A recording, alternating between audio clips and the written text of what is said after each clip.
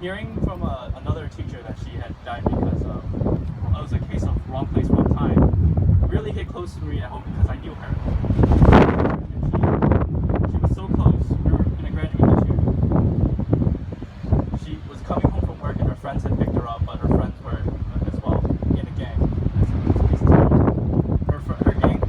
Her drivers were flashing the sign at another gang. They shot, they lit up the car. She was getting scooped up. Everyone else survived. It really hurt me. When I heard it also hit me instantly as well. My heart sunk. I felt extreme sorrow for the family. And it's just really sad to see that a lot of students who are doing so well get hit with all this and what happens in the streets.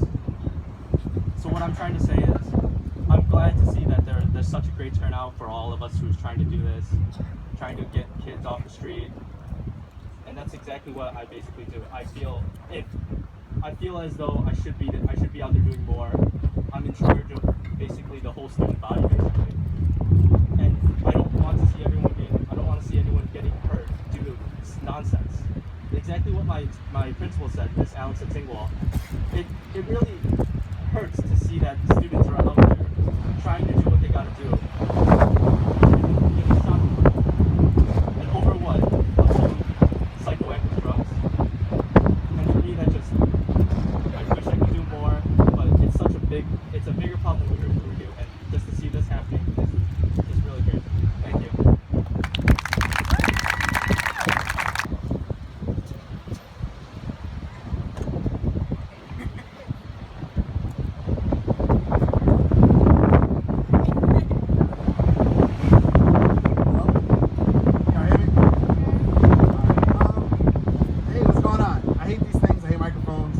I hate this distance between us. I hate all that. That's so not my style. But we'll make this happen. Like 3 minutes of your life gone, and you'll hopefully get it back.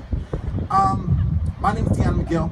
I'm with the Illinois Council Against Handgun Violence. So the IC or the ICHV, ICHIVE if you're cool. The ICHV is the oldest and largest statewide organization that works to prevent death from gun violence. That's what we do. That's what you'll see if you go on our website. That's a very broad mission statement. I work in a lot of schools, so I'm the program manager. I run the education programs. I mostly teach in schools. So I teach advocacy, activism, and all those things that kind of surround what youth like you all can do to prevent gun violence. So as I tell my students, we either educate, advocate, or attempt to influence those who legislate. So we do a lot of work in Springfield. I actually had some students go to Springfield last week. I do a lot of work in schools, obviously, and then I do cool things like this. So real quick, is anyone in this group directly been affected by gun violence? Like you've been on site of a shooting, you've been shot at, you have family, friends who've been shot, killed, someone in prison. Okay, so I see some hands.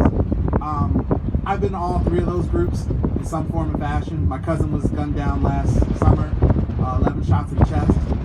I spent 9 years in the military, one of those years in Afghanistan, so I've used guns for violent acts. That's what you do in the war. I had a student of mine shot and killed earlier this year. I had a student killed last year. I had a former student in the Richards Career Academy shot and killed last summer, along with his older brother. I've been in all of those boats, and I know that some of you have too. And all I can really offer you in the short time that we have together are two simple words. And those words are do something. That's what I mainly teach. And so here's what I mean by that. You can either educate yourself. So for example, how many people have been shot this week in Chicago? What is today? Is today Wednesday? How many people have been shot since Sunday to today? It's happening every day. One of the speakers who was supposed to be here today didn't make it because one of their students was shot en route to getting here. So if you don't know, you gotta educate yourself, right? And feel bad for me, but violence has been one of the biggest factors in my life in creating the person who I am today. When I was 6 years old, I went outside back in the yard, 45th and Hermitage. I wanted to ask my cousin for some money to get some candy, and in the drive-by he was shot. And I was only 5 years old, and the things that I don't think any 5-year-old should even can even contemplate. I ran right back up. I was yelling. I was crying. I don't know what was happening. It was on the floor. It was just screaming all over. And as a 5-year-old, I barely even knew how to color in the damn coloring book. I didn't even do my homework. Seeing my cousin being shot, it wasn't anything I was ready for. And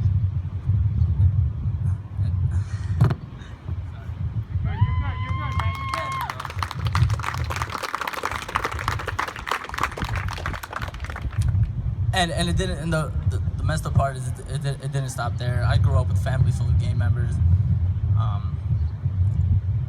and I always had difficulty with my parents growing up. So when I needed someone to vent to, before I needed someone to go to, it was always my cousins. Whether it was Kings or whatever, Saints, whatever gang it might be. But you grow up with them and you start learning their lifestyle. You start seeing what they do. You start to learn about some of the things they do. They deal drugs. They go around tagging. They do things that are really messed up. And I'm sad to say that I was a part of it.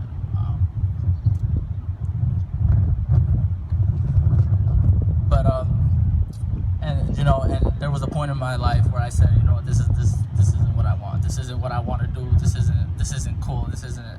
And I never did it because I thought it was cool. It's just a lot of people don't understand. You grow up into this lifestyle. A lot of people don't understand. You grow up, knowing certain things, and that's all you know how to do, and that's all you see. So then, at a point in time, it's hard to change completely the person you are, and that's what I think people don't understand. I think people need to understand first and foremost what type of person you are and where you come from, in order to really understand the person and what they do. I know if you know me. In class, I'm always messing around. I'm always talking. I'm always doing something, and that's for the same reason that I like making people laugh. I like making people smile. And I know it might sound like corny, but when I'm not in class, sometimes it gets to me, the things I did and the things I've done, and I'm not proud of it by any means. And I don't think anybody should have to go through what I went through, and I don't think anybody should even or whatever. And honestly, that pisses me off, because a lot of people don't understand what it's actually like to be into that type of shit. Sorry. But at the end of the day, it's true. A lot of people, they try to act like they're hard. They try to act like they bang. They try to do all this, but they never do any of those things, and they never see what it's like to actually go. When I was 14, I was with my cousins. I'm over here thinking I'm all hard. I got my mullet. I'm sagging my pants. I got my bull shirt on.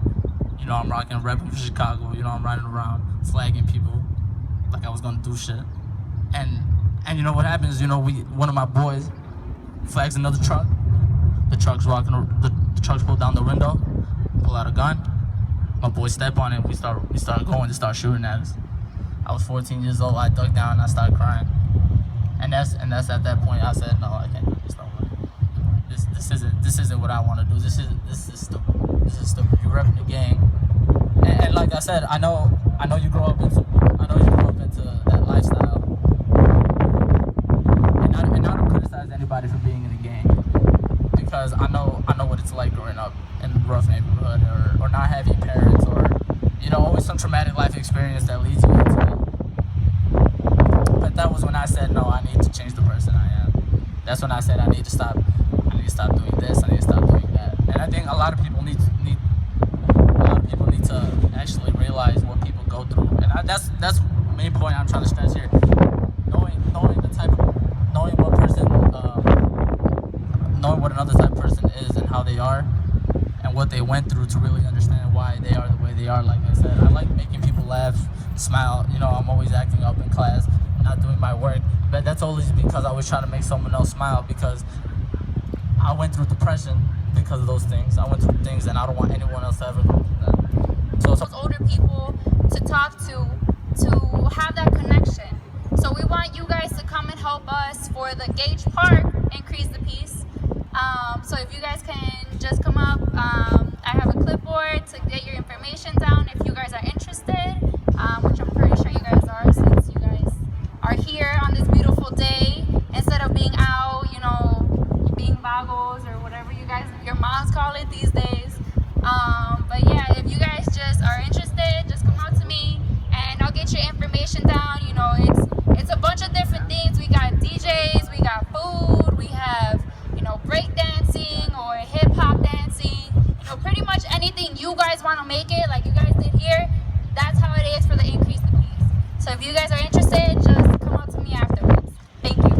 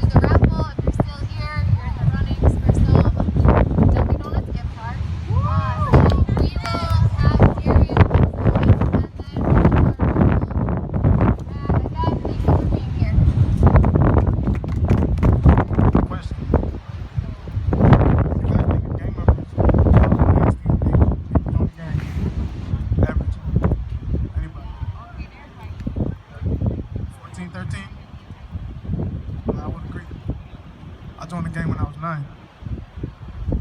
I dropped when I was 14, so same changing point as Edgar when he was 14. I dropped when I was 14. I guess kind of what I just want to say, we do need change. You know, it's hard. It's hard growing up in this community. I know I haven't really been the same since middle school.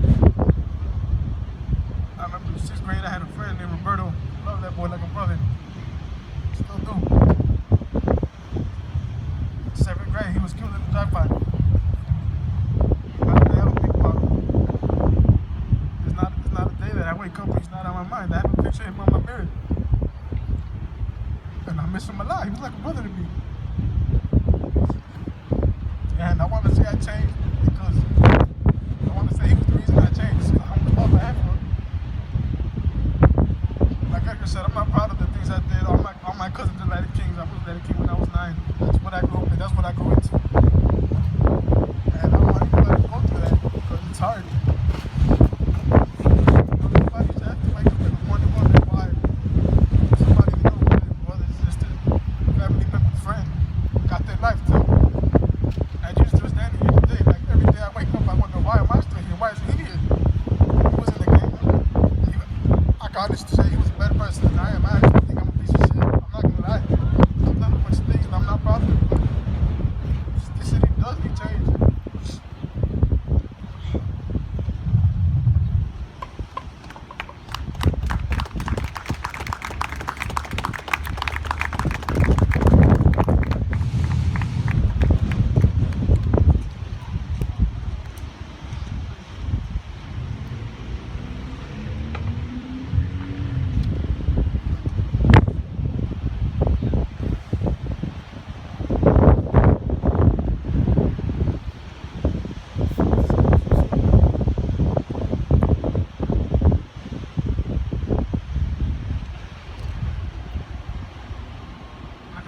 I dropped when I was 14. One day I just woke up and I realized I can't do this anymore. I don't want anybody to do this. But this problem is just a lot bigger. It's not something I can just wake up and say, I'm not going to lose no more people. There's more people I can do in this. This problem is just too big.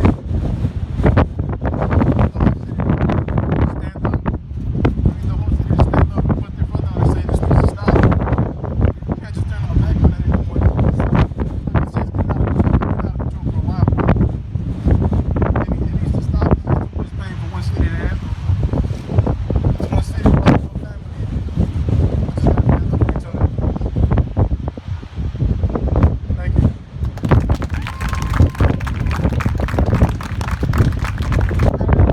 Pulaski, we're at 7-Eleven and Walgreens, and like it's crazy because like I didn't expect to lose him.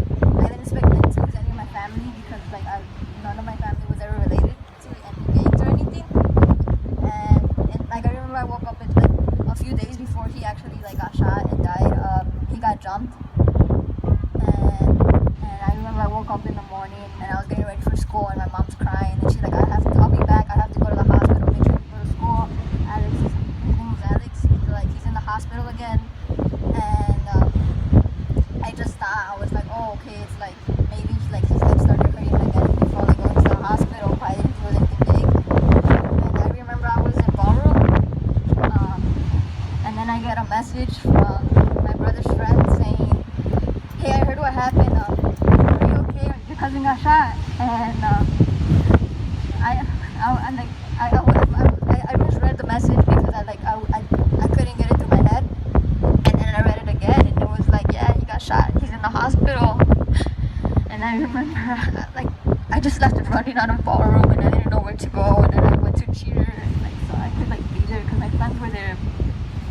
And I refused to cry. I didn't let myself cry. But then I couldn't help it because I called my uncle and then he's all like, he hasn't woken up. He he hasn't woken up. And I remember Bakken told me, she's like, I'll enter you right now and I'll take you to the hospital. But I couldn't because my mom was like, we'll go right now in a bit. And I remember I got there and I don't know, like I didn't expect anyone to see any of my family members being in the hospital bed. And I remember as I was going upstairs, walking through his room, I saw someone, like the people that clean the hospital rooms, they were cleaning someone's where their room was. And then I had a feeling, I was like, okay, like I don't know why, like I was like, what if that ends up being my cousin? And I was right, he didn't make it. And then I remember like I was like looking at it online, like about, because they put it on the news and then they shared it on Facebook and like a bunch of people from my school like shared it on Facebook and they were saying like, oh, he deserved to die, this and that, because he was in a gang or whatever, or because he hung out with gang members. But that's not the thing. Like it doesn't matter who you are, like if you're in a gang or not, like, you don't deserve to die because it doesn't just affect them. Like they don't just lose their lives, it's their family. Like, you know, it's more than that. Like no one in this world deserves to die, and like it sucks because it put fear in like all of my family's heart, and including my little brother. I remember he just started crying and he's like, I don't want to die, and that hit me so bad because it's like, why would a 5-year-old be thinking that, you know? And it just sucks. Like, so I guess like I forgot her name. Elizabeth. All right, like Elizabeth said, like if you ever see anyone that's gang related or thinking about that or hanging out with the wrong people, like you should just hug them and do something so they could like realize that they should just like go out there and do something more, because it could really change someone's life if you just have a conversation with them or if you just hug them.